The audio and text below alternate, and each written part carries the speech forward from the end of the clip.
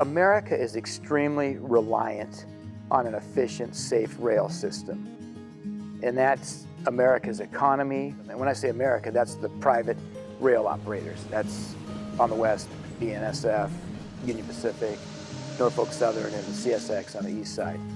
If you go back in history, in Washington State, the railroad began right here in Kalama in 1873 with a barge operation coming across the Columbia, and that was Northern Pacific.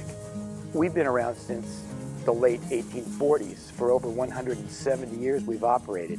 As the railroads were built and the communities evolved, the states of North Dakota and Montana and Washington came into the Union on Northern Pacific track.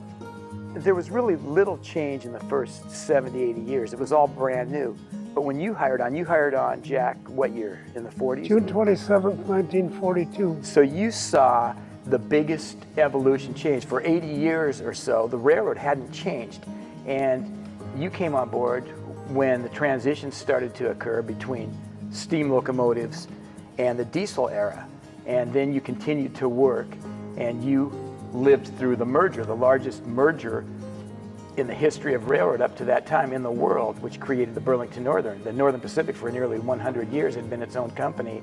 And then, of course, the Great Northern and the Northern Pacific for years on the northern tier of America tried to merge, and the feds wouldn't allow it. It took over 70 years, and then March 2nd, 1970, the Burlington Northern was created, and that was the largest railroad in the world. So you had to endure a whole new culture change, new management, new techniques, new color scheme, a whole new company, a corporate environment. And then you saw 10 years later the merger, Burlington Northern and the Frisco. And then 15 years after that, Burlington Northern and Santa Fe merged, creating the Burlington Northern and Santa Fe Railway Company. And then 5 years later, they changed the name to a more streamlined BNSF Railway, and that's who we are today.